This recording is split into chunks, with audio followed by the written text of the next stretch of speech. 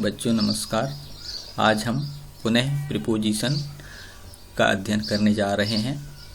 बहुत ही important preposition है behind, beside, besides और बिलो। इनका प्रयोग देखेंगे हम। बिहाइंड, बिहाइंड का अर्थ होता है पीछे, के पीछे। अब ये के पीछे जैसे दरवाजा के पीछे, व्यक्ति के पीछे, पेड़ के पीछे, घर के पीछे इत्यादि। इस पीछे का प्रयोग बिहाइंड के रूप में करते हैं। जैसा एग्जाम्पल है अपने सामने, राम इज बिहाइंड श्याम। राम श्याम के पीछे है। मान लो राम और श्याम खड़े हैं तो श्याम के पीछे राम है, ऐसा। सेकंड एग्जाम्पल देखें हम, ही हिडन बिहाइंड द डोर। वह दरवाजा के पीछे छुपा है। ही हिडन बिहाइंड द डोर। वह दरवाजा के पीछे छुपा है। ऐसे इस तरह के पीछे के लिए हम बिहाइंड का उपयोग करते हैं। अगला प्रीपोजिशन देखते हैं बिसाइड। बिसाइड का अर्थ होता है बाजू में या बगल में। बाजू मतलब जैसे अपन बैठे हैं या खड़े हैं तो अपने दाहिने साइड या बाएं साइड, इस साइड में कोई व्यक्ति होंगे या कोई वस्तु होगी, उसको हम बाजू में बोलेंगे, बगल में बोलेंगे। इसके लिए बिसाइड प्रीपोजिशन का प्रयोग करते हैं।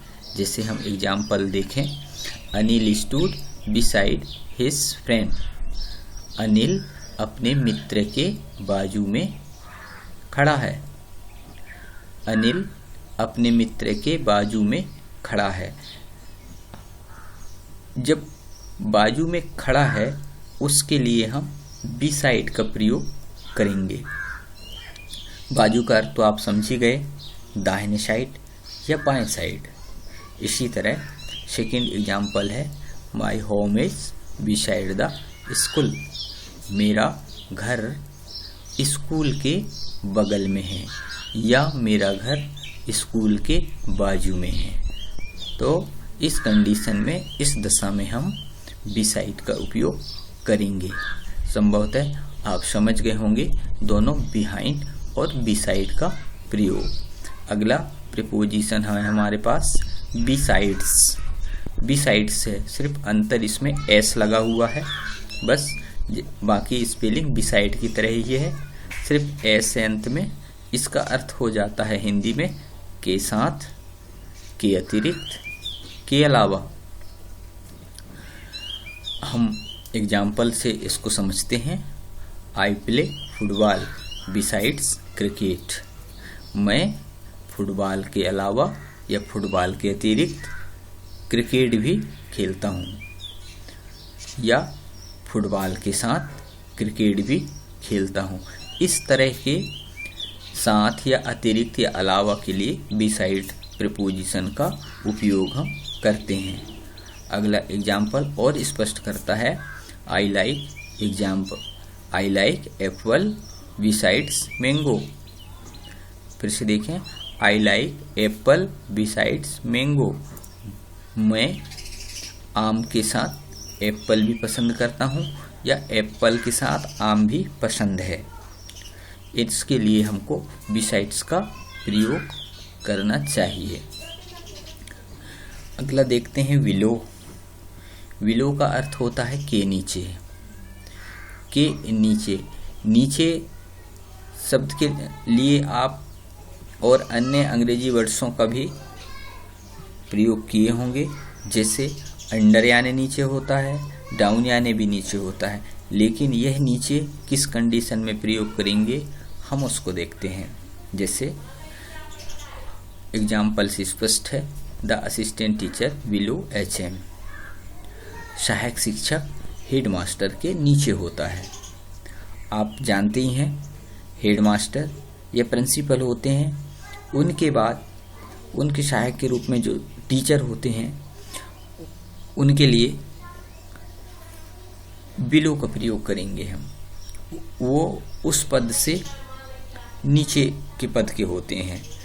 इसी तरह जैसा आप देखें, थाने में देखें, पुलिस स्टेशन में कि एक इंस्पेक्टर होता है, टीआई होते हैं उनके नीचे कांस्टेबल होते हैं। इसी तरह जैसे डिस्ट्रिक्ट में कलेक्टर महोदय होते हैं और उनके सहायक डिप्टी कलेक्टर महोदय होते हैं, इसी तरह इनके लिए हम बिलो का उपयोग करेंगे। जैसा दूसरा एग्जाम्पल और स्पष्ट करता है, don't write below the line.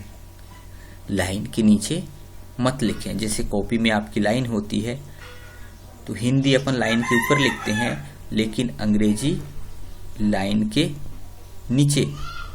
तो इस कंडीशन में ये कहा जा रहा है कि don't write below the line. Line के नीचे मत लिखो, लाइन के नीचे ना लिखो। इस तरह से आप देखे होंगे, ये बहुत महत्वपूर्ण प्रीपोजिशन है।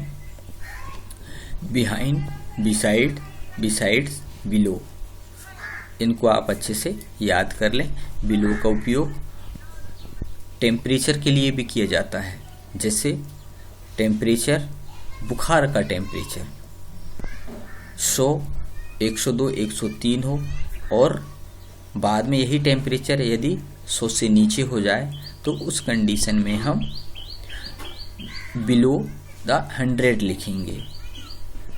इसी तरह अन्य डिग्री बीपी भी नापें अपन तो उसके लिए भी बिलो का उपयोग करेंगे।